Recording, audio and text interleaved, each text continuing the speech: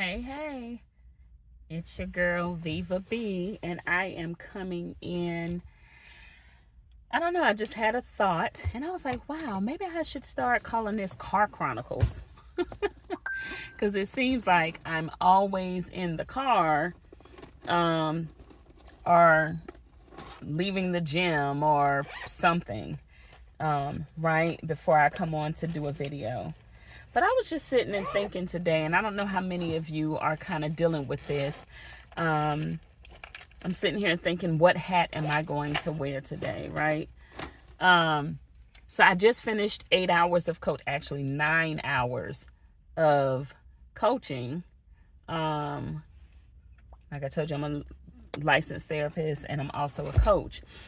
So I just finished 9 hours of coaching and I am exhausted. Like I am tired. But most of all, I find that I'm frustrated.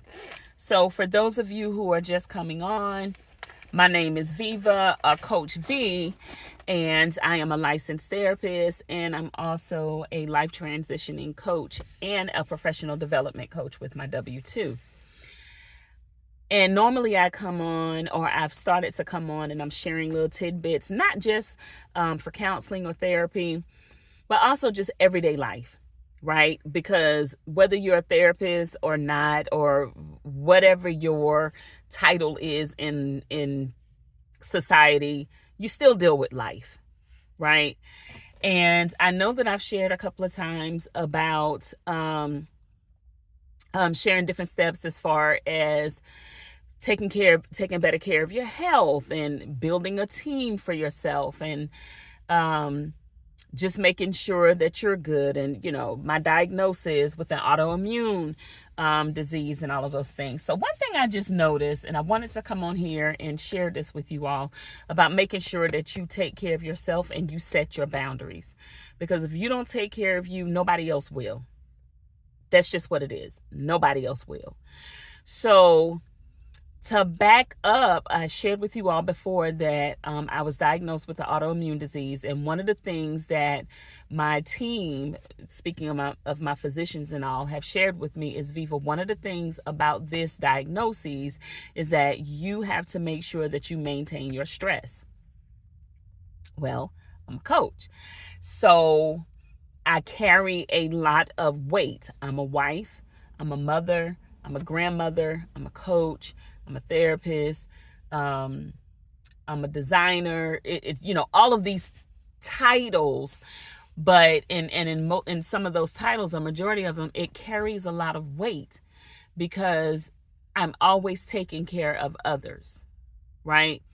And so sometimes we can get to a point where we're always taking care of others, so to the point that we negate taking care of ourselves.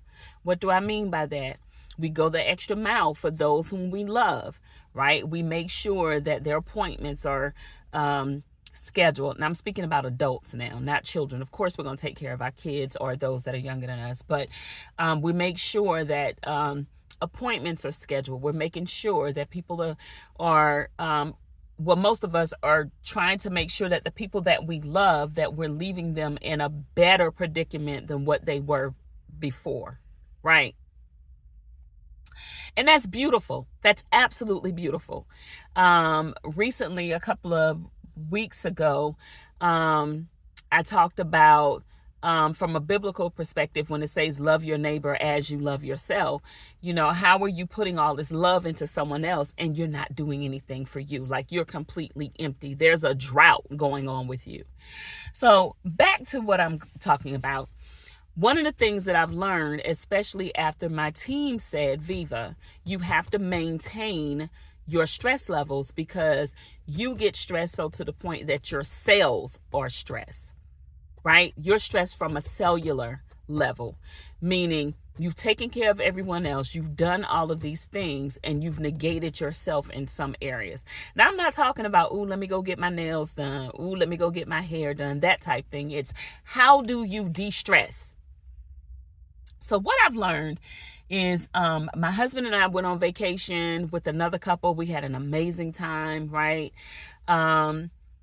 about a month ago, actually it was in January, I had some oral surgery done, and after the surgery, I literally had no flare-ups from the autoimmune disease that I was diagnosed with. And again, I'm going to have a whole video about that. And all of a sudden, the day before yesterday, now I've been good. I've been going to my teams, going to my chiropractor, getting my red light therapy, like all of these amazing things. And I'll talk about each step by step. And I noticed about 2 days ago, all of a sudden, I'm having reactions. There are parts of me that's hurting, and I find myself stressed out. And then Sunday, someone that I know of that helped change my worldview of life and things of that nature, they passed away on Sunday. So I'm dealing with that, like, oh my gosh, with the shock of that, and some other things that was going on, just personal stuff, that's going on. And then all of a sudden I feel my body reacting again. So I find that I'm agitated. My appetite is non-existent because I'm not hungry, because I'm frustrated. Everything is irritating me. Like every little thing is irritating me. And I got to thinking today, I was like, wait a minute. Because I like to do self-assessments. I said, wait a minute, why am I so easily irritated? Like, why am I so easily frustrated?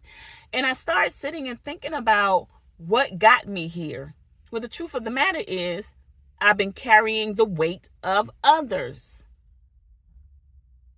Sometimes you got to, no, all the time, you got to let the weight go.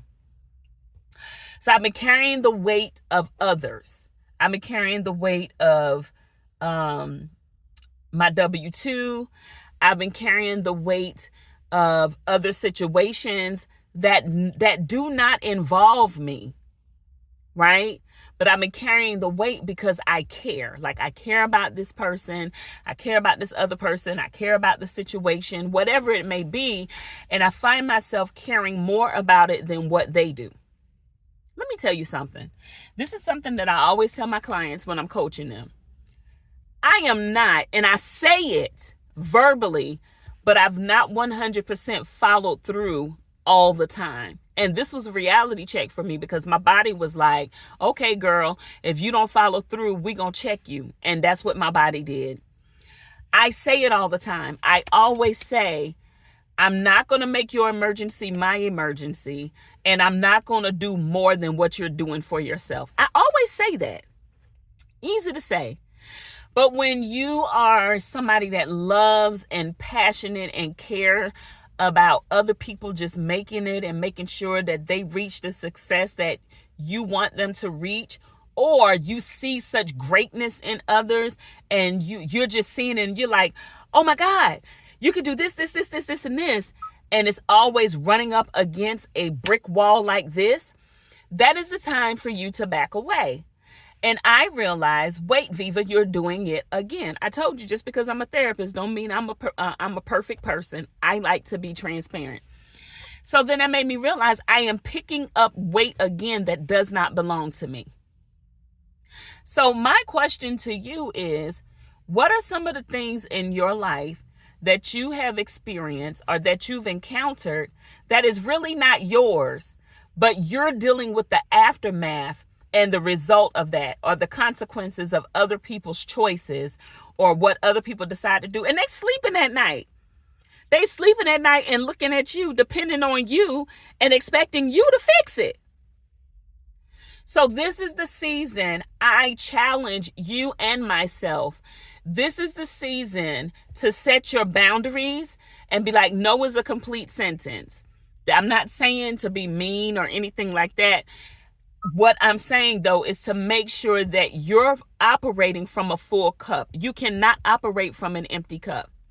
And I found that for me, because I'm so passionate, I've been operating from an empty cup again. And I know better. right? So I'm not telling you something I know. I'm telling you something, well, yeah, I do know it. I'm telling you something that I have been experiencing. And because I've been operating on empty, i.e., giving everyone else every part of me, everything, and leaving nothing for myself, and just carrying everyone's weight and caring for them and their situation and circumstances more than what they care, then my body has now been affected again. And now I'm sitting dealing with the aftermath of that physically, frustrated, and everybody else living their best life. How does that sound? Don't sound good to me. So I encourage you, or I challenge you, to take the time, like what I'm doing. I'm literally in my car.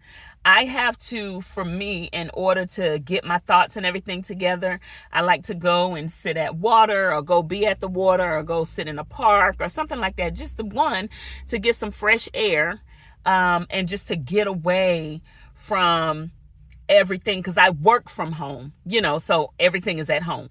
So to get away from that and just get a woosah moment. And I have my notebook here with me, where I am literally about to make a list. And I have my calendar here with me as well, my planner. And I'm literally about to sit and make a list of what it is I need. What is my self-care regimen? And I'm going to implement and follow through with that. What is my regular care regimen? And I'm going to follow through with that, and then make a list for myself. Do I need to meal prep for me? What are my workout times? What is going to be my my bedtime? What are my hours of sleep? It's time to start protecting that, so you can take better care of yourself mentally, physically, emotionally, spiritually. For me, as a believer, as a Christian, that plays a serious part for me. So I know that I have to make sure on my calendar that I have time in there for me to read, for me to read the Bible, for me to journal, for me to pray, for me to spend time with the Lord, right? Because if I don't do that, my whole entire day is haywire, right? And for me, I work off of calendars and time management. So find that thing that works for you and start implementing that in your life to have a better mindset and create a safer space for you, especially if you are a giver and you are one that carries weight like I do. That you create a space where you're able to make sure that you get what you need before you pour out from an empty cup. Remember, please remember this, and I'm saying this to you as I say it to myself. You never pour out from your cup. Everyone around you catches the overflow. You never lift your cup up and pour out. Everyone around you catches the overflow, because once you move your cup out of position, then you no longer get poured into. Does that make sense? You no longer get poured into. So in this season, my prayer and my hopes is that you keep your cup still, so you can continuously get poured in to from your source, whatever that source is for you. For me, it's the Lord.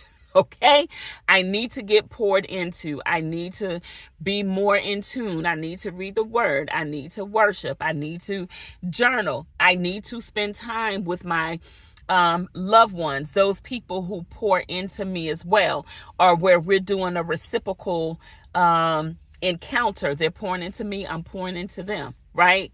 So it's time to sit still. We cannot be the saviors. That's not our position. That's not our job, right?